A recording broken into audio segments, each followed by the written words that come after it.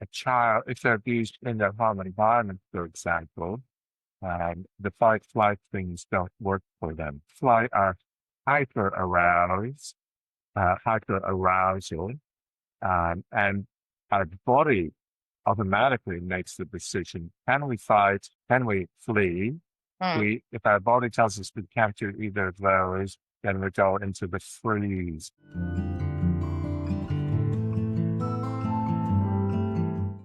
Today we're looking at a big question. Can the traumatized brain be cured? And we're starting right at the beginning. What developmental trauma actually is, how it shapes the brain, and what it means for you. This is a conversation for anyone who's ever wondered why they react the way they do, or who's trying to make sense of their own or someone else's childhood. Maybe you're a worker. My hope is that even if you're hurting, you can leave with a little bit more clarity today and the knowledge that healing is possible. I'm Andrea, host of the Fight for Your Life podcast and soon-to-be course, a superpowered evolution project. 2026 will be filled with projects to support our evolution, hopefully making a revolution. Thank you for being here. Hi, I'm Andrea, host of the Fight for Your Life podcast and soon-to-be course, a superpowered evolution project. 2026 will be filled with projects to support evolution, hopefully making a revolution. Thank you for being here. This series is really about the very first steps towards healing from trauma. It's phase 1 in a 3-phase program ultimately. So that's the stuff we're talking about in series 1 of this podcast. We don't want to hide from our lives, and a lot of us do. It's about providing simple, practical tools for step 1 of your therapeutic journey and your healing recovery journey. Think of it as pre-therapy or conjunct therapy. I really hope that you find some clarity from this episode 7. Can the traumatized brain be cured? Please do like and subscribe if you haven't already, and share it with folks who may need this. Share it on your socials, all that. And I'll see you at the end for a recap and some practical takeaways. Hi. Hello. Podcast. Thank you for joining me again, Garry. We've referred to this previously as Fight for Your Life, but right now I'm not really sure what it's going to be called. What I'm really thinking of it is a step 1. All of the videos we're making are to help people in their very step 1 step toward trauma recovery. Do I have it? The little steps that are going to get them in the right direction, so then they can get pointed to where they need to get therapy, for example. Yeah. You know, like you don't know what you don't know. So today we are looking at the overall question of, can the traumatized brain be cured? But starting with, what is it? So what is developmental trauma? What is complex trauma? Thinking about what those look like compared to a normal brain. We won't go heaps into treatments, but just touch on some of that stuff. So let's talk about developmental trauma first. So when we first started talking, I didn't even know what it was. I knew I was diagnosed with complex PTSD, and I think you told me about it. So do you want to touch on that a little bit?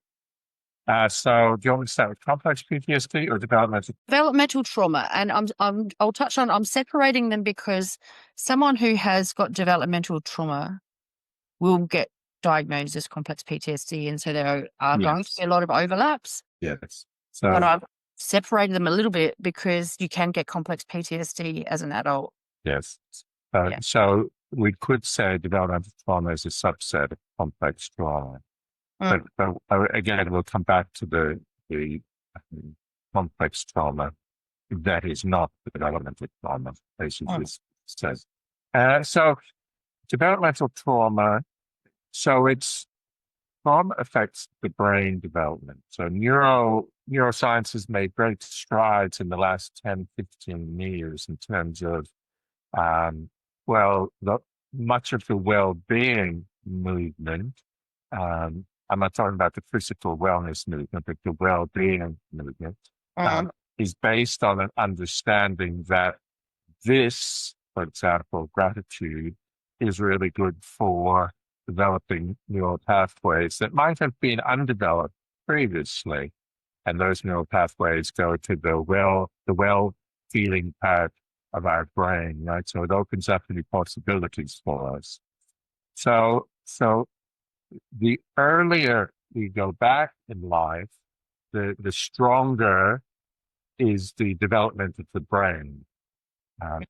So they used to think, in fact, day.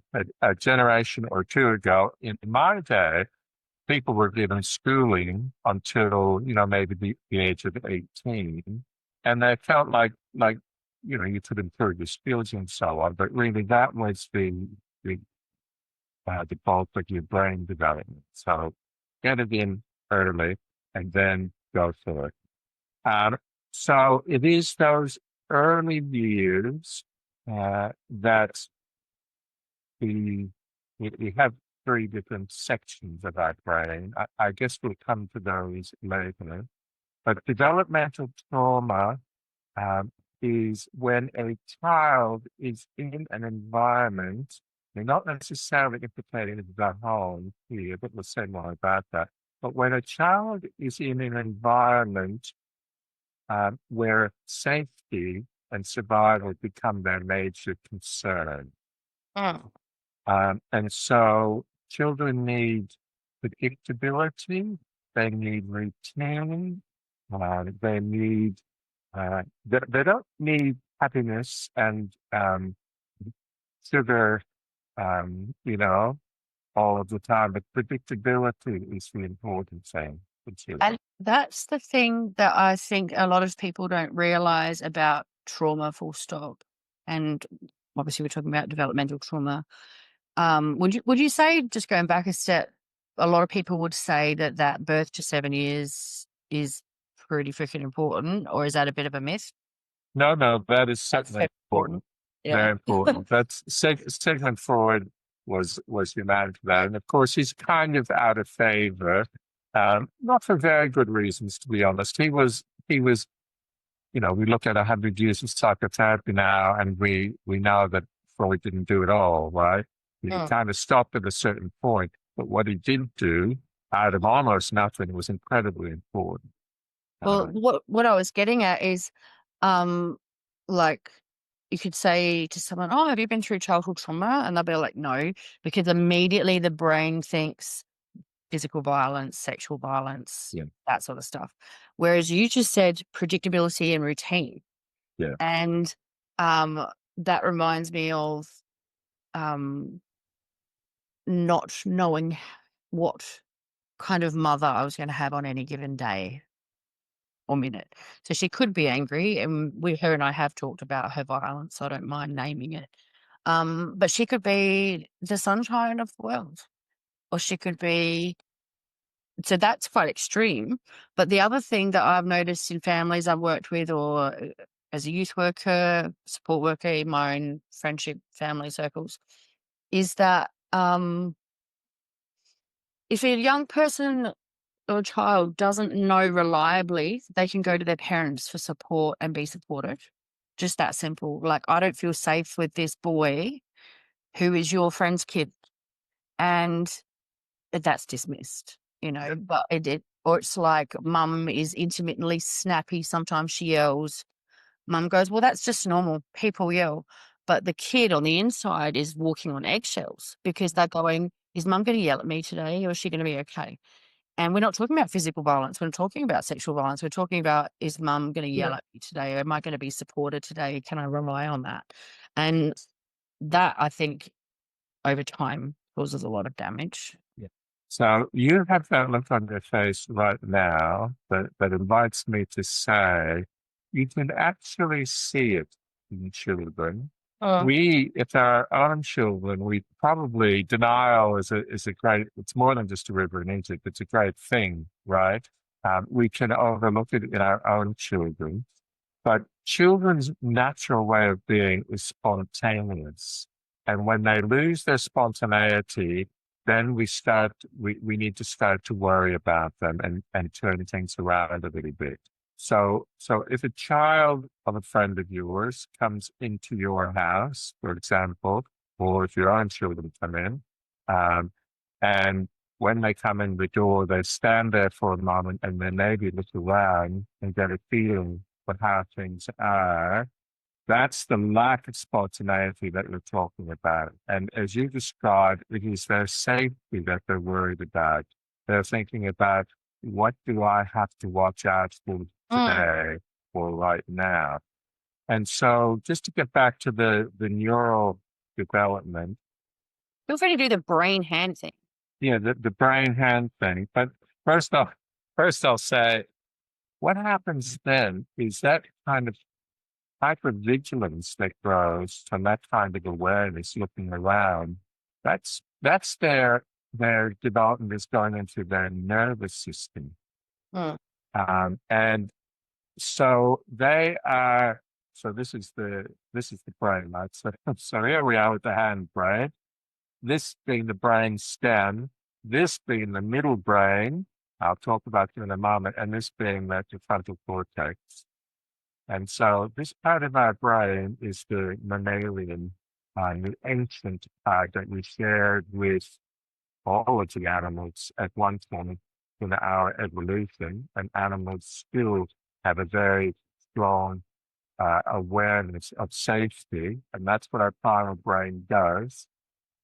And we have advanced, we've evolved over millennia, who knows how long really. And over time, the next step is the development of this relational, emotional brain, which is smaller and in the center of our this thing, this dome.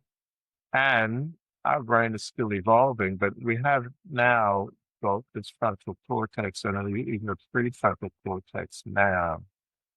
And so when a person has to be very aware of their safety and survival, lots of energy goes into this part of the brain and the rest of it suffers. Yeah. So that means that they're like their prefrontal cortex, that's executive functioning, Yes. thinking, ability to regulate more easily, things like that. But if we spend too much time here because we're in fight or flight semi all the time walking on eggshells, Right. we spend so much of our life developing that becomes more of a natural state. That's right. Well said. And so in addition to the fight and flight, we also need to talk about freeze, because we're talking about developmental trauma and our body responds to. So we were talking about that, you use the example of there doesn't have to be abuse and so on. That is true. There doesn't have to be abuse, but there may be abuse. And when a child is abused, if they're abused in their home environment, for example, the fight flight things don't work for them. Fight flight are hyper arousal, and our body automatically makes the decision: can we fight? Can we flee? If our body tells us we can't do either of those, then we go into the freeze, which is shutting down. Yeah. And they often use the term dissociation, which is actually this big, I call it,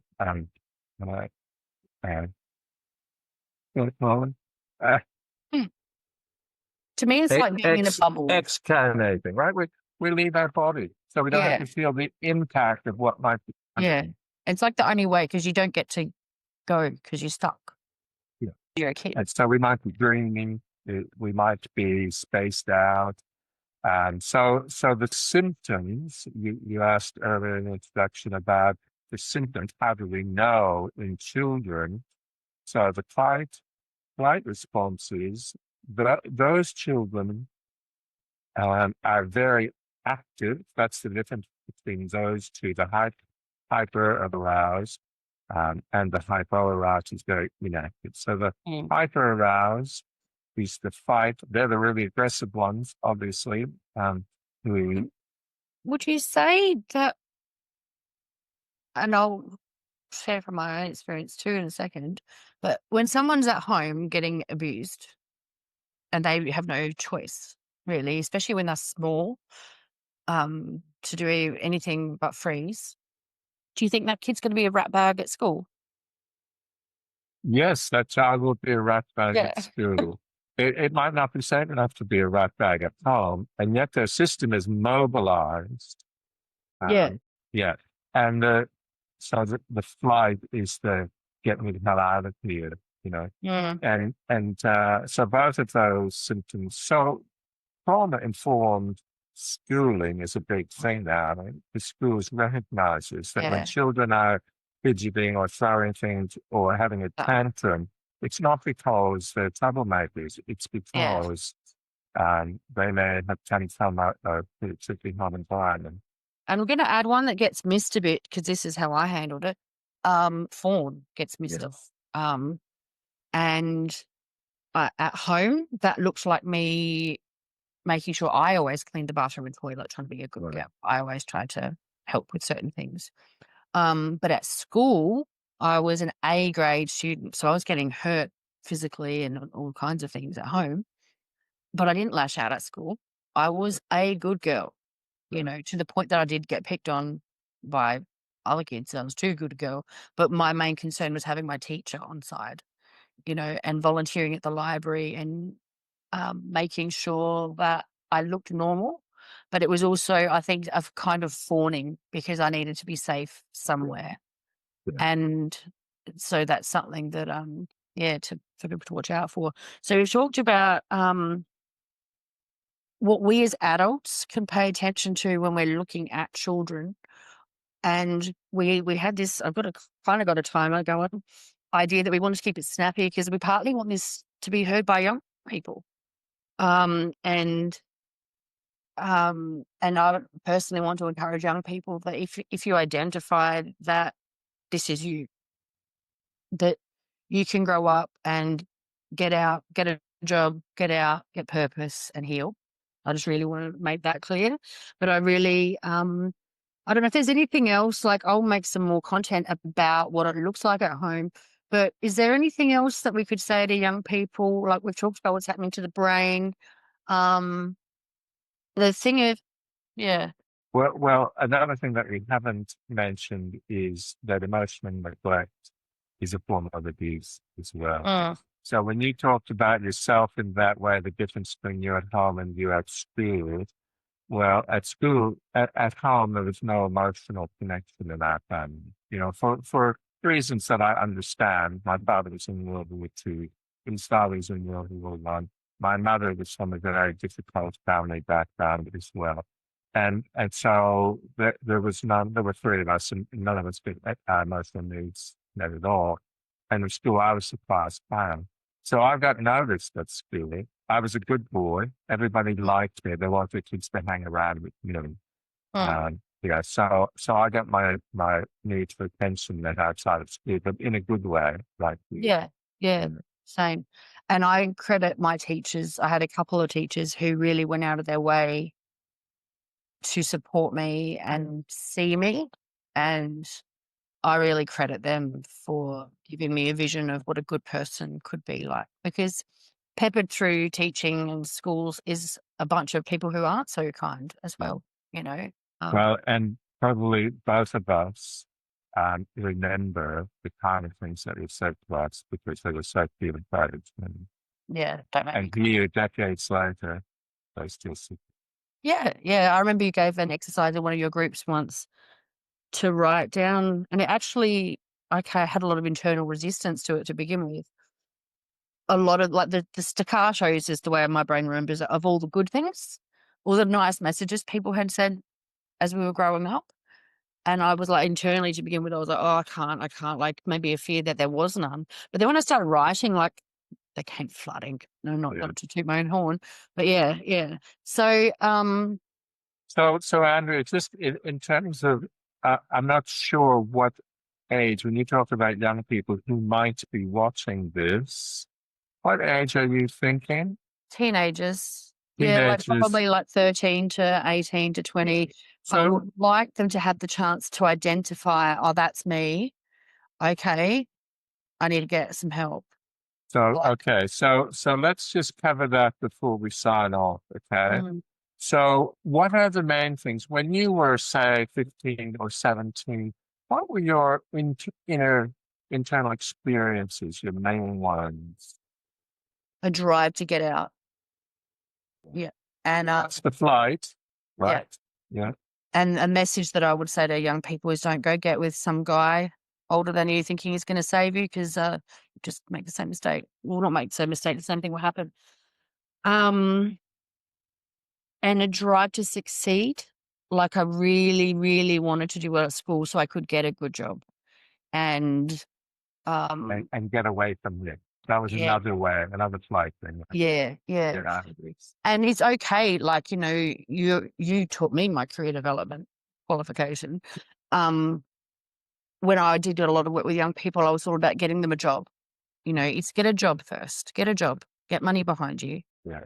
get the F out. So you're not so dependent on other people, because Yeah, that's yeah. where we get shortchanged. Mm, So in a part of this package, we talked about sometimes developmental trauma is also called relational trauma, because yeah, our attachments come to the fore. And we don't know that when you're young, because it's not so important. Well, it is very important, but we don't know until later on, when people start forming relationships with one another, that actually we don't do that very well. yeah. It takes a long time to actually get to saying that to ourselves as well. But Well, people, I'm glad you brought it up, because it was one of my last questions, is what's the impact projecting forward of not dealing with it quick enough? And when I haven't told you about this yet, but I'm going to have this thing, Ask Auntie Andrea, conversations with Auntie Andrea. And there's going to be a hashtag, don't be like Auntie Andrea, because it took me a long time to figure this shit out. So, and not as a put down, I would like to give young people a shortcut. So, so projecting forward, if you don't recognize that you need help early enough and get the right help, and I'll talk about that another time, because there's all different kinds of help you can get. The same thing actually keeps happening in different ways, in different people, in different bodies. And some people are like, oh, I've had psychologists who be like, oh, it's just a coincidence. I'm like, no, I'm the common denominator. And after 3 unhealthy relationships where I'm getting beaten, raped, whatever, horrible things are happening, I'm like, how come? And eventually I've gone, I need to really, really heal. And so the cost of not doing that is pattern repeating, and like you said, the attachment theory stuff. So there's some interesting things. I was talking with a young person ages ago about, there was a girl at their school who was really needy, and she would get her hooks into everybody and just be like, at them, at them, at them. And it's like an anxious attachment. And what happened was, she pushed people away, and then she would get upset and lash out, because all she wants is someone close to her. And I said to this girl, I said, oh, is her home life like X, Y, Z? And she was like, yeah, how do you know that? And I was like, because of her behavior.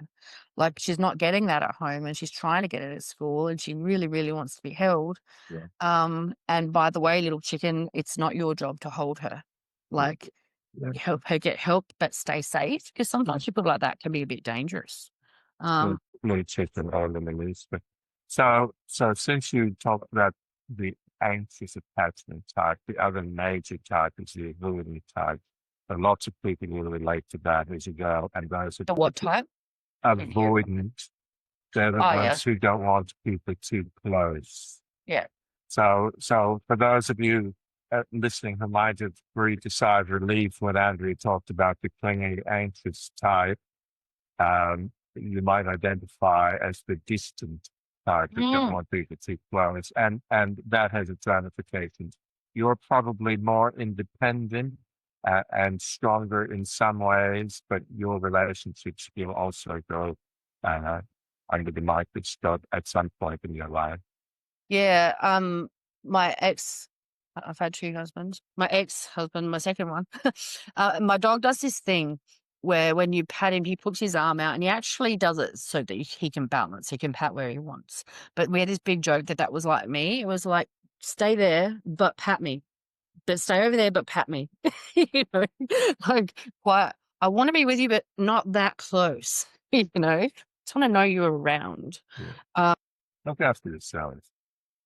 Yeah. But you don't get to be close to people like that. And it might sound, I think for some people it's quite appealing to keep that distance, because you won't get hurt, but you also don't get to be loved and love in return, to quote Moulin Rouge.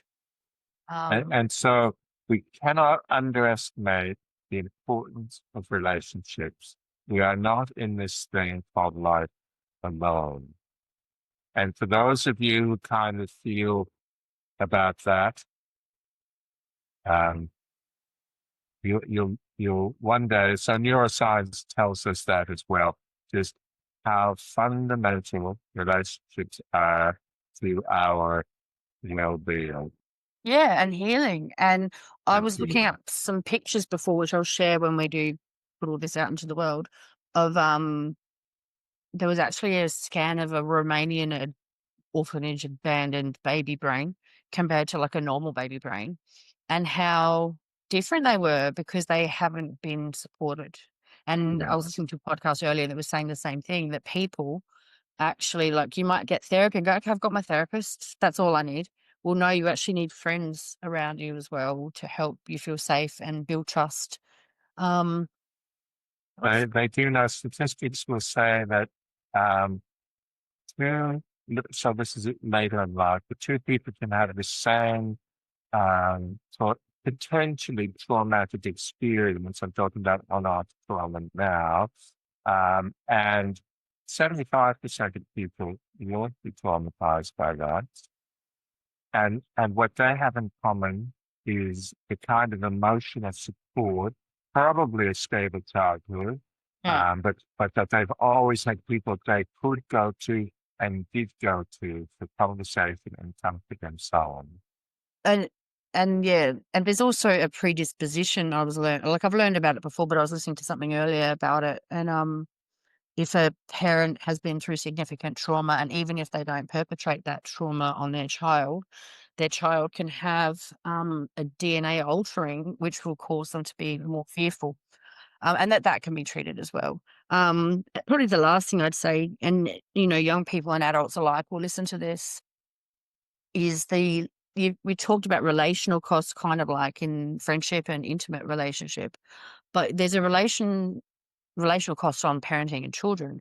So like the young person that gets hurt and then goes on to have children but hasn't actually healed, um, will then go and perpetrate some other kind of cost. So it might not be the same thing, but without some awareness and without some healing, it's just going to keep continuing down the chain unless someone gets in there. Like I noticed with my son, because I was so scared of everything. Oh my God. Um, when I finally let him go to the boys' toilets, I don't know how old he was. He may have been double digits, poor guy. I'd be like, if you're not out in 2 minutes, I'm coming in, or the school, his primary school at one point was like maybe 300 meters down the road. And it took me ages to let him walk to school by himself. And then when he did, I just had to stand there and watch for a while until I could. And he was like, Mum, I'm okay. Yeah. and those experiences opened up my need for healing, because I realized that if I kept him squished and kept putting my fear on him, then he would be like that. And so I had to actually be really conscientious and let that go and feel that fear inside of me and let him grow up and be big and strong. And it was terrifying. Even simple things like, you often see parents with young children, and children have to, slowly explore the world. And if every time they turn around, someone's saying, careful, be careful, then they kind of, they wake up to what's going on, and that's a similar sort of thing. It might not be trauma, but they can't just be. Um, It's a conditioning. I remember learning that again when Johnny was little. It's like they'll pay attention to what you say. yeah, So like if they fall over and you're like, oh my God, that's a cue for them to cry. yeah, If you're like, hey, are you all right? Did you handle that okay? Can you get up? I'll be like, yeah, oh yeah, I can get up. And like, don't fall. So they're climbing a tree. You don't say don't fall because they'll look to fall. You say yeah, hold tight, hold tight. yeah, no, But like learning those kinds of things as a young parent. And I was like, oh, it's so tricky. yeah, Like healing and parenting can be done at the same time. It's just yes, yes. all right. So this would essentially be the end of a chat about developmental trauma. And the reason, so I'm going to sort of split this, if you're happy to keep going on to complex trauma. The reason there may be a long one and a few short ones, we'll see what happens on the internet later, is developmental trauma is really specifically from growing up for a long time as you're developing with trauma. You can still be diagnosed with complex PTSD if you've been through childhood trauma, but a soldier in war, I've shared this story before on another one, I'm sure. I'll say it quickly. Bunch of soldiers in a tank gets blown up. Some people have zero effect because they had a good childhood and no predisposition to trauma. Some people may get PTSD, which is single incident trauma because there was a single incident. A couple of them get dragged off and taken hostage, and they know they get randomly tortured. They don't know when they're going to get out. They have no autonomy as to if they can get out. The other guys in the tank, they managed to army crawl their way out of there with half a leg missing or something, right? That guy's got PTSD. This one over here is going to get complex PTSD. And to me, from my knowledge, blah, blah, a core part of that is about being trapped. So other examples are like domestic violence, genocide, wars. Some people got complex PTSD from the big lockdown. Yeah. Yeah. So that's I've had clients who, so in my private practice, I woke up to developmental trauma because I needed to, because something was going on that I didn't understand, so it's this stuckness, right? They just cannot push through despite their suffering and their desire to make change and so on. They cannot push through. So that's the difference with trauma versus our normal adaptive stuff, which we can change. So people would come to me. I woke up to it, to understanding trauma, and then I started teaching trauma. So I learned about the prevalence of childhood trauma, which is between, I think it's a conservative estimate actually, but between a quarter and a third of the population. And when I knew the symptoms of developmental trauma in adults, I was a little bit cocky, I suppose, thinking, "Oh, I've got your number, right?" and so it's not long before I share enough of my understanding that people get it, and yet there were a few people for whom their early environment, lots of people say, I was fine, I was good, I had a great childhood, but then a little bit of probing revealed something else. However, there have been times when it was, in fact, good. And so bullying at school was one of those things for a few people, because bullying at school happens over years. You get tagged, and then you go through the next years of schooling with those same people. And so that's been a big one as well. One of my clients had a pervert who lived next door. And when the parents went out, the pervert was asked to keep an eye on the kids. And he was always next door. Even if he wasn't looking after the kids or then keeping mum, he was always next door. Yeah, that would be terrifying. So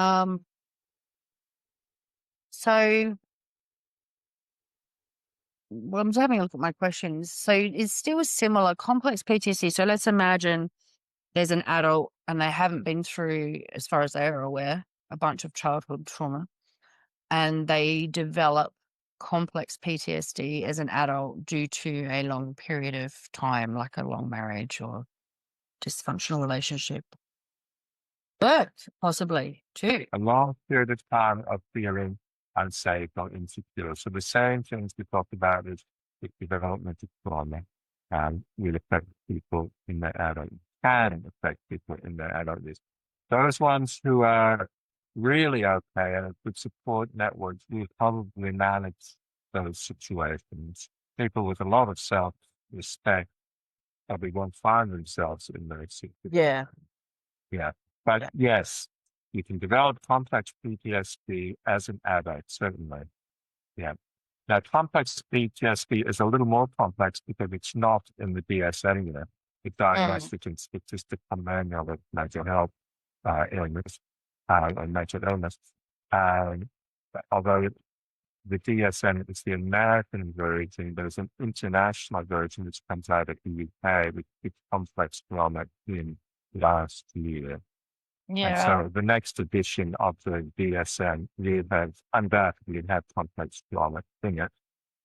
And what did you say at the start? The developmental trauma is a subset of complex PTSD. Well, you can take, so I didn't read that anywhere, but that's Yes, that's that's the easy. best understanding I can have to that, because it's the same thing, right? Over a period of time, you find yourself in an unpredictable, unsafe environment where your nervous system, and this is called neuroception, right? You don't have the ability to wait and stop and think about change and coming and so on. You have to be aware. And so your nervous system has to do that sensing for you. And that again takes us back to the primal brain, because that's where the nervous system is embedded in our body. And then that's how come people can be quite reactive in terms of, like, you talked about Absolutely. that before, when someone has got complex PTSD, and they've been through, and I'm going to touch on this a little bit more, they're different things. So you can't just say, oh, PTSD looks like, or complex PTSD, you hear a gunshot and you fall to the ground, because everyone's gunshot is different. Everyone's trigger is different. Yeah. So like, so what did you say? You were just saying about, oh, I already forgot, but my point that I was making in response to whatever you said was that if you get constantly bullied at work, I did for several years, I became afraid of email. Like, I hate opening my email. I actually have paid people to sit with me and open my emails and read them for me and just let me know if I need to know anything, because I don't need to know what I don't need to know, because that's how scared I am after getting bullied. So that became a bit of a trigger for me. But like, I had something happen a while ago, and my freeze response as a fully grown adult to an adult had sent me a message on Messenger, on Facebook Messenger. And it was when I had the pole studio, and her daughter had contacted her hot, because she couldn't do her class because she was like 20 minutes late. And then her grown-up woman's mum had a go at me on Messenger. And I'd actually been having a really good day. I wasn't feeling vulnerable. I was proud of myself. I'd been singing and doing my washing and, went to the shop. And I'd like Messenger to be a friendly place. Like, email is not a friendly place. I don't want to get the same feelings about Messenger. I opened Facebook while I'm at the shop. I got this message. I'm like, oh, who's this? And it was like a bullet hit me. Like, I literally just wanted to back up again. When I go into a full freeze, I go into a ball. And so, like, I just wanted to back up against a, not a wall, a shelf with food in it, and just like go down into a ball. And I was like, that was a really strong urge. And I couldn't remember what else I went to the shop for. And I was like, you need to get out of here, or someone's going to lock you up in a mental home, because you're just going to fall into a ball like a little pokeball. And so I managed to get out, pay for my shopping, and cried my eyes out in the car. But I guess I wanted to explain that, because that's what complex PTSD looks like.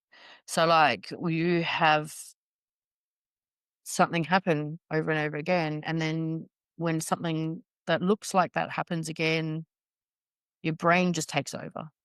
Like, So we call those triggers. Most people understand the word trigger, right? So that lack of safety, being exposed, that people can reach you like that and undermine you like that, triggers your early environment, which for you is very unsafe.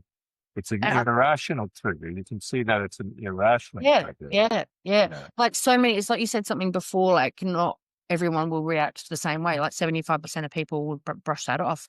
And people would say, oh, don't let it get to you. And I'm like, I'm not letting it get to me. My body literally takes over. Yeah. It just takes over. I can't.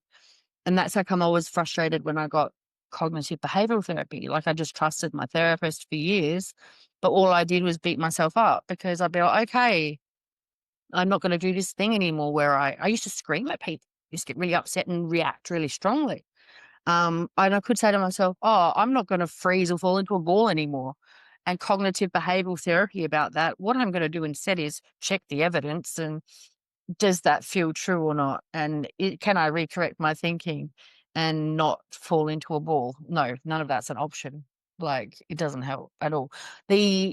Just to make a comment on that though, CBT is a useful skill to learn, because when you are of mind and you are just upset, like, there's a difference between being upset and triggered. You can use that skill when you're upset, but you can't use it when you're triggered. So, Yeah.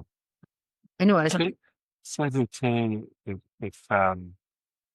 if counselors out there listening, you'll realize that psychologists, psychotic practitioners of CBT, because that's what they learn in med training.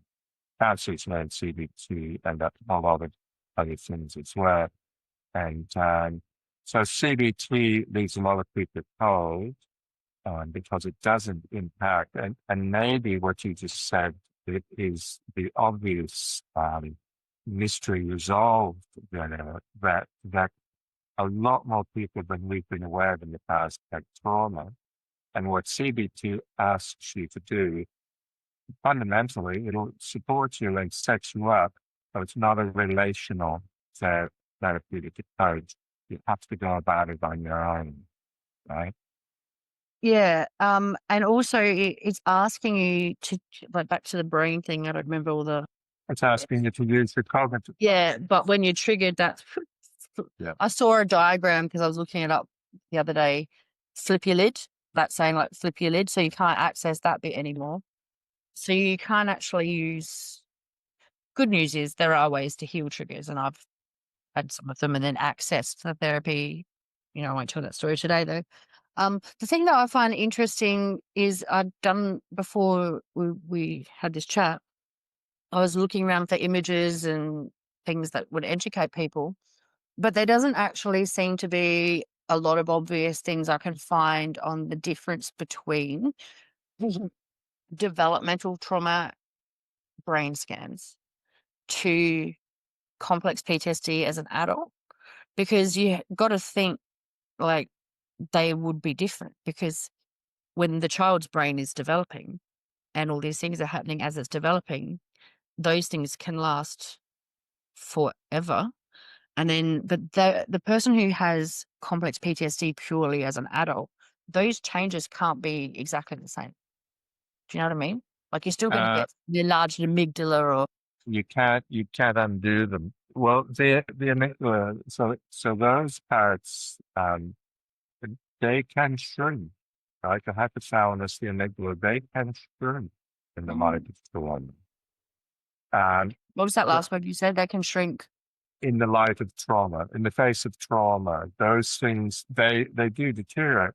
Actually, people, depending on the severity of the trauma, but at some point we'll probably talk about, or we could right now flag the adverse childhood experiences test. Yeah. ACEs, and there's only 10 questions there. And so if you have exposure to a few of these, it is known. So, and things like parental divorce is one of them. And although, of course, you can't wish for the adults to remain together if things are horrible between them, but it does have an impact on the children. Yeah. How we do that makes a difference. But my point about the shrinking of our brain matter is in children. I think with 7 out of 10 scores on the ACE test, their life expectancy is 20 years less than average. Wow. So that's very significant. Yep. Yeah. Yeah. And that applies in my family. I talked about my parents in the last section, and they both died in their 50s, and my older brother died at 61. That's well and truly more than 20 years behind, earlier than average life expectancy. Well, may you be a super ager, like we discussed before. We'll go in a minute, because I know we're limited time. We're trying to limit our time as well. We'll talk a bit more about the potential that we know of for brain change, and look into research for that for later chats with someone somewhere. But I wanted to chat about, we talked about relationship the impact on relationships later for developmental trauma.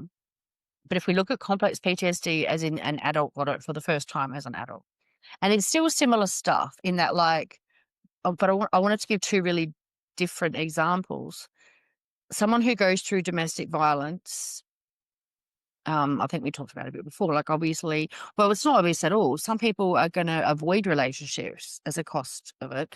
And some people are going to throw themselves right back into another one because they want one so badly and their anxious attachment needs are so strong that they just want to be attached to somebody. And that both of those things can perpetuate that cycle.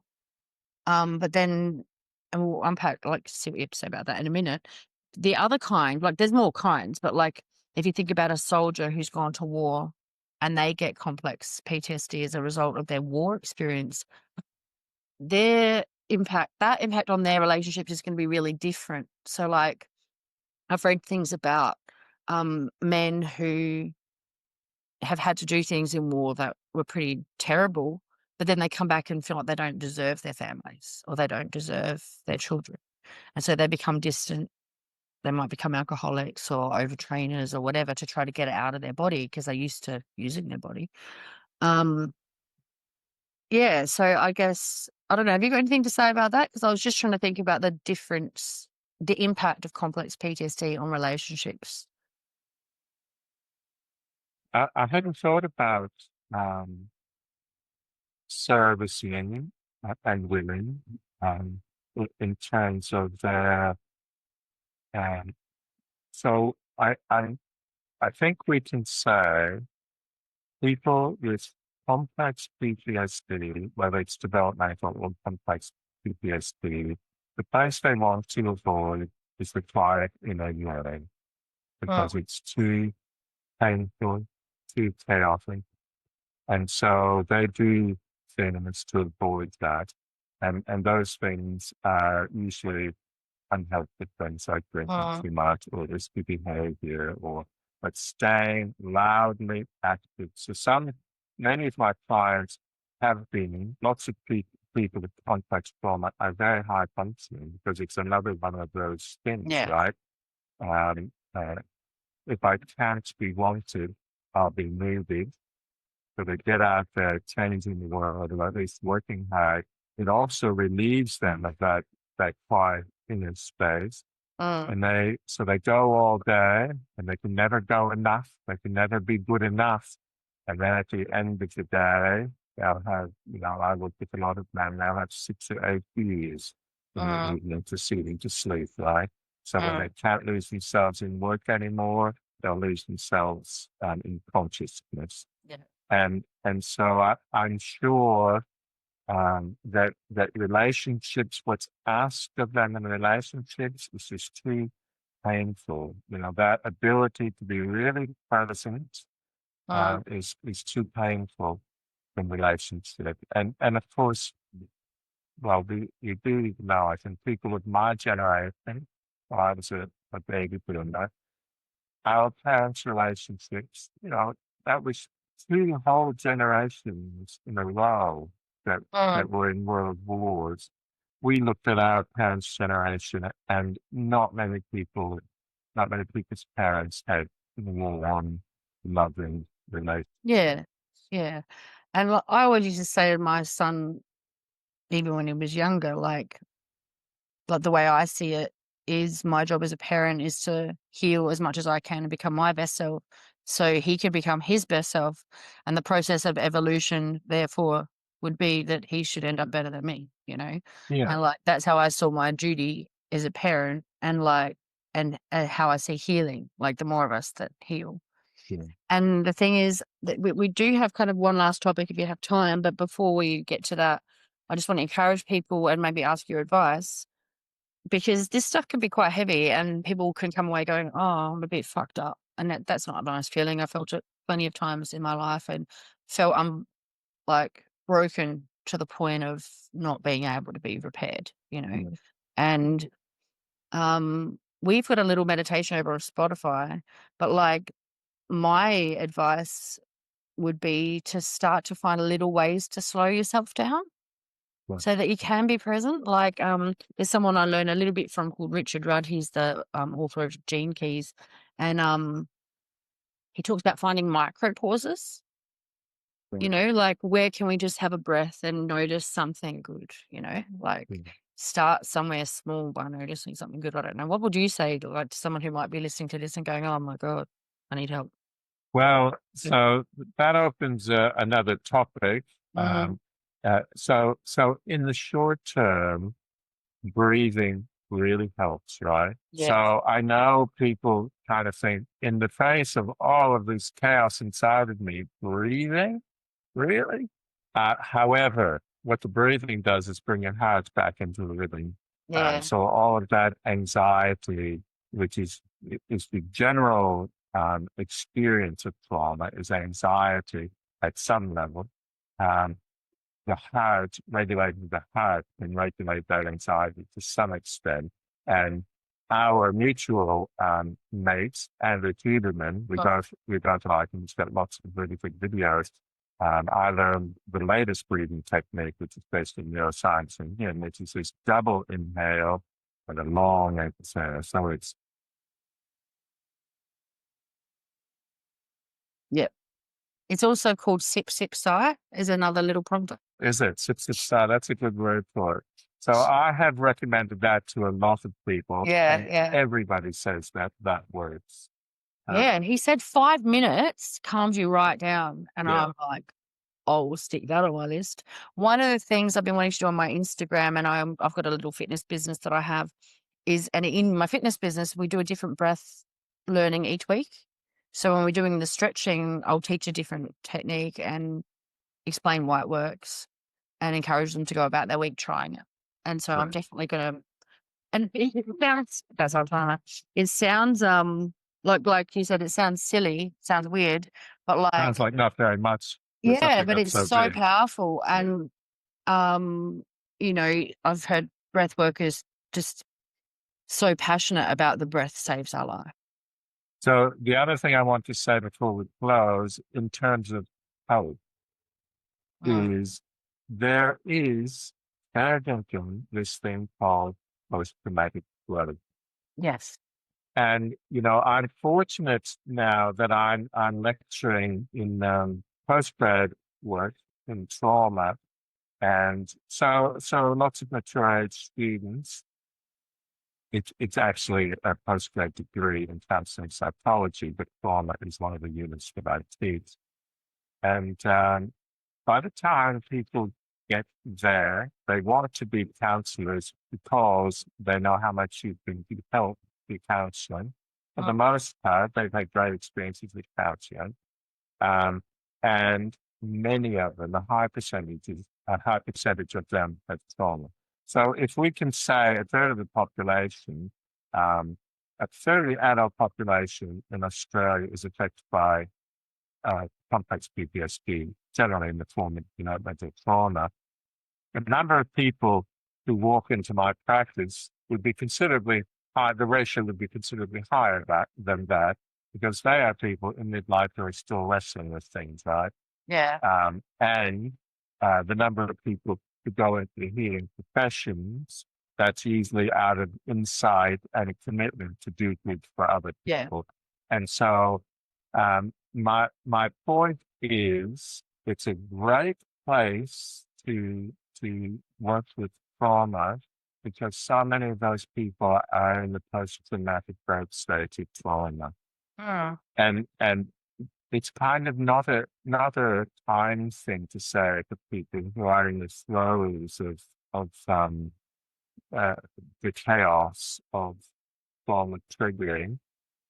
However, I think it's worth saying, because people think this is a never-ending thing, but it can, and we can learn to self-regulate ourselves, self-regulate, and and when you reach the point of saying, "I didn't have it any other way," you Yeah. know you're there, like, Yeah. because I wouldn't have it any other way, because the depth that I have achieved in my life is very satisfying for me, as opposed to somebody who's had it really easy, and they get a good job and maybe Mm. look how to climb the ladder and they, have a nice home and nice marriage and nice holidays and so on.